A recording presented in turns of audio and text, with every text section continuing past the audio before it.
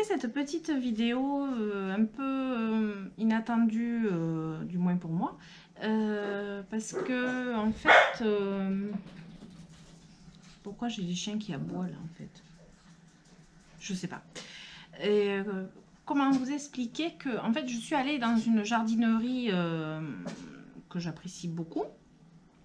C'est un gamme vert, pas loin de chez moi, où je vais régulièrement voir les plantes qu'il y a, et puis quand j'ai besoin de pots, d'accessoires, je vais faire un tour.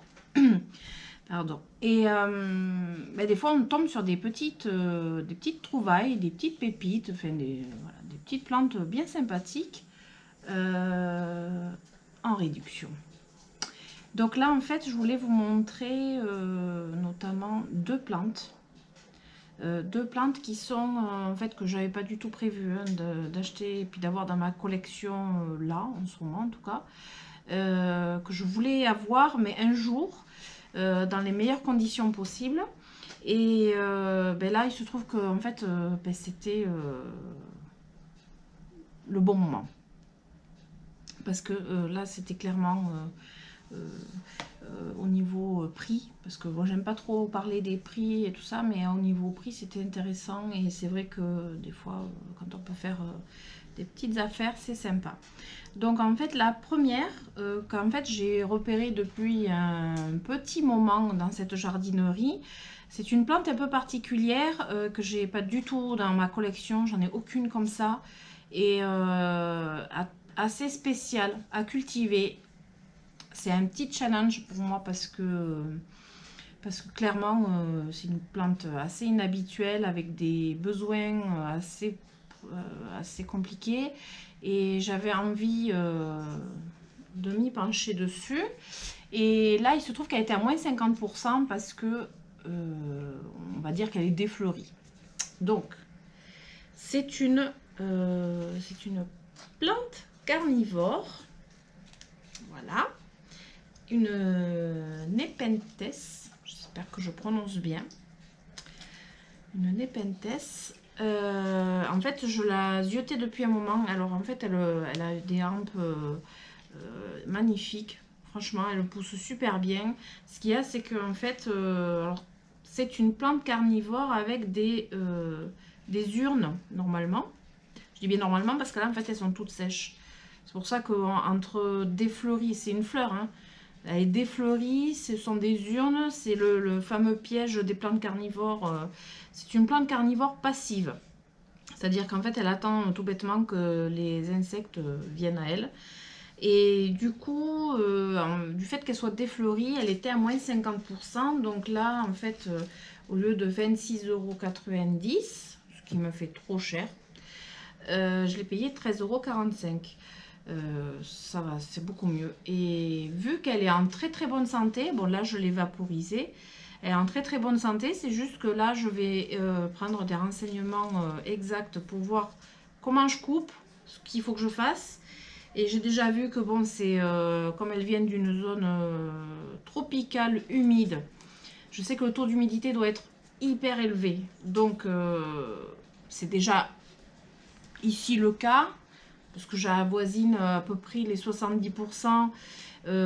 J'ai eu des périodes où j'avais même 80%, surtout en été.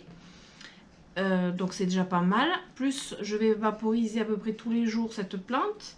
Elle garde le substrat humide, ça je sais, enfin humide, frais du moins, pas trempé. C'est pas une plante carnivore que l'on laisse tremper dans les bacs. C'est pas ça c'est une épiphyte. C'est pas une plante qui doit rester, elle n'est pas marécageuse celle-là. Donc faut que vraiment que je me renseigne beaucoup là-dessus. Mais bon, j'ai commencé, mais c'est pas encore ça. Et du coup, je vais essayer. Mon challenge, c'est de la garder en vie déjà et de la faire refleurir. Clairement, c'est pas gagné, ça c'est sûr. Mais j'en voulais une depuis longtemps et là c'était l'occasion rêvée. Donc là je vais voir où je la mets, parce qu'en fait j'ai la possibilité de la mettre dans la véranda, mais dans ma cuisine aussi. Parce qu'en fait, dans les cuisines, c'est toujours un peu humide, vu qu'on quand on fait la vaisselle et tout, enfin, bon, il y a toujours l'humidité. C'est pas pour rien qu'on met une VMC d'ailleurs. Et au-dessus de mon évier, parce que ça serait plus pratique peut-être pour l'avoir à portée de main pour la vaporiser. Et en plus, c'est côté sud, donc beaucoup de luminosité. Donc, c'est à réfléchir. Voilà, ça, c'est un premier achat impulsif, mais qui valait le coup. Voilà, donc c'est une Nepenthes à Alata. Je ne sais pas, après, je vais me pencher sur ça davantage. Et la seconde plante, je vais voir si je vous l'amène ou si je vous amène à elle. Parce que, comment dire qu'elle est énorme. Je vais voir. Alors voilà, j'ai réussi à vous l'amener et c'est une longue histoire pour cette plante. Alors déjà, je vais vous la montrer. C'est une vanda, comme vous pouvez le voir. Alors, si je me lève, je ne sais pas si vous allez voir, si je me lève, ben en fait, ouais, ben là, les racines, elles touchent presque le sol en étant à côté de moi. Donc voilà, c'est une vanda. Alors, à la base, il y avait une grande hampe florale, comme ceci. Elle est trop jolie. Voilà, ça c'est la hampe florale qu'il y avait dessus. Et alors, c'est une longue histoire. Enfin, longue. Je vais vous la raccourcir quand même un petit peu. Quand je suis allée donc à ce fameux gamme vert, c'était pas le même jour que l'autre plante. Bon, j'arrive et le vendeur, mais il me mangeait pas mes racines, mais elles sont. Vous y croyez qu'elle mange les racines de ma vanda? Non, mais ça va pas. Hein.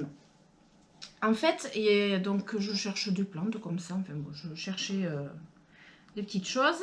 Et donc le vendeur qui me connaît bien m'a interpellé et me montre les vendas qu'ils ont reçus pour les fêtes de Noël. Et en fait,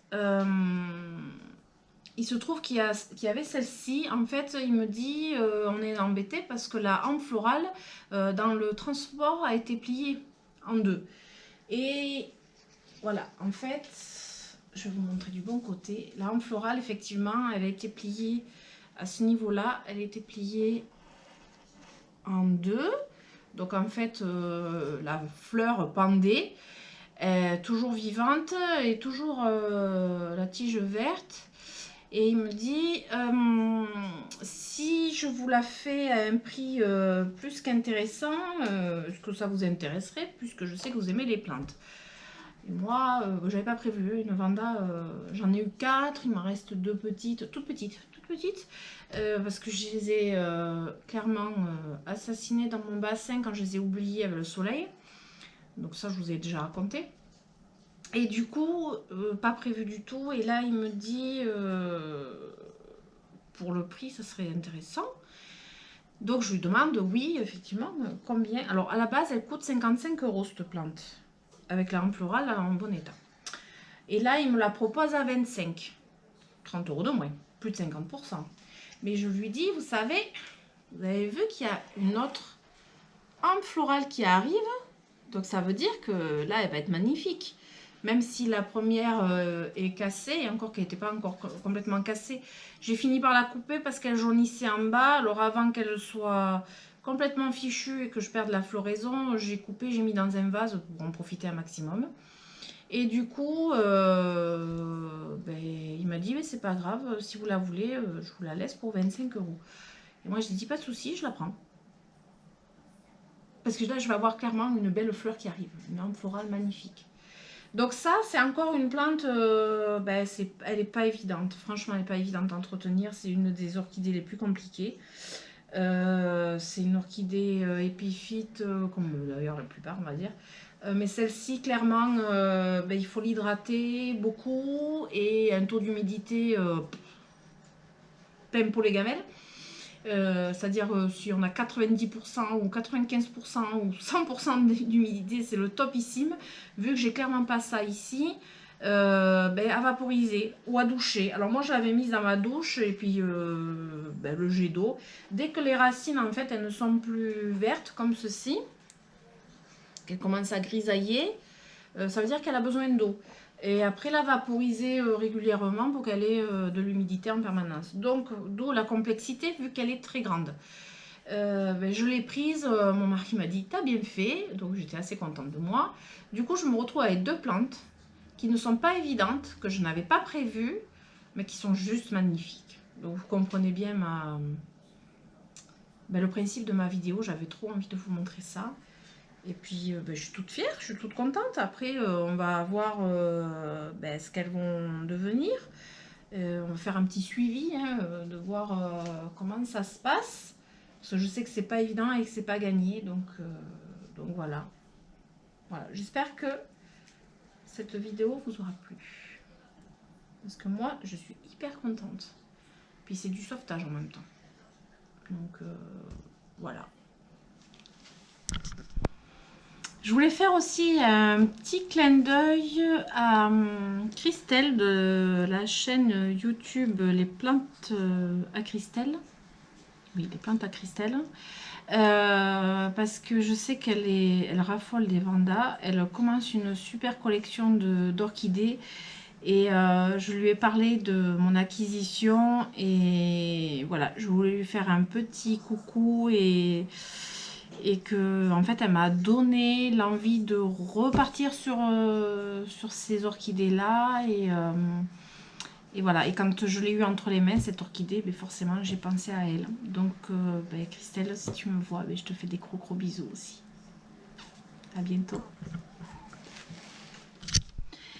Ah oui, je voulais vous dire aussi qu'en fait l'orchidée Vanda, je l'installe, pour l'instant je l'ai installée au-dessus, suspendue au-dessus du jacuzzi. Parce que même s'il est fermé, il y a toujours une ambiance plus humide et puis un peu de chaleur qui s'en dégage. Et du coup, je pense que ça va lui plaire. J'ai mis aussi une soucoupe de billes d'argile avec de l'eau en dessous aussi pour que ça s'évapore. Donc j'essaye de faire vraiment la situation la plus bénéfique pour cette plante. Et puis ça va être pareil pour la Nepenthes, je vais lui trouver la meilleure situation possible et puis ça sera à suivre. Voilà. Et après, par contre, je vais vous faire une vidéo parce que j'ai eu un léger, tout petit craquage un peu avant les fêtes de Noël. Mais je pense que je ne vais pas vous en dire plus. Ouais, je vais pas vous en dire plus parce que on va garder le suspense. On va garder le suspense et puis vous allez voir ça après. Mais là, franchement, je me suis clairement fait plaisir. Voilà. Donc, si cette vidéo vous a plu, ben, je vous invite à vous abonner, à mettre des pouces en l'air, des likes, des commentaires. Parce que si vous voulez me donner ben, des astuces... des petites choses qui peuvent m'aider, surtout la plante carnivore, parce que la Vanda, enfin le Vanda, c'est masculin, une orchidée, un orchidée. Sur les plantes carnivores, je n'y connais nada, alors que bon, les Vandas, j'en ai eu plusieurs que j'ai fait refleurir, que j'ai gardé plusieurs années, donc en fait, c'est moi qui ai fait une grosse bêtise, une grosse boulette un jour, mais c'est pour ça que je les ai plus. Enfin, il me reste les tout petits bébés que j'ai suspendus. Ah oui, dans ma cuisine, j'ai suspendu. Mais bon, j'espère bien arriver à me la garder comme il faut, celle-ci. Mais si vous avez vraiment des commentaires pour m'aider, voilà, c'est toujours bienvenu. Et puis, je vous dis à très bientôt. Parce que j'ai des petites vidéos qui vont venir qui sont assez intéressantes. Voilà, je vous fais des gros bisous. Et à très bientôt. Et Ondine vous dit aussi à bientôt. Et voilà. Fallait bien qu'il y en ait une avec moi.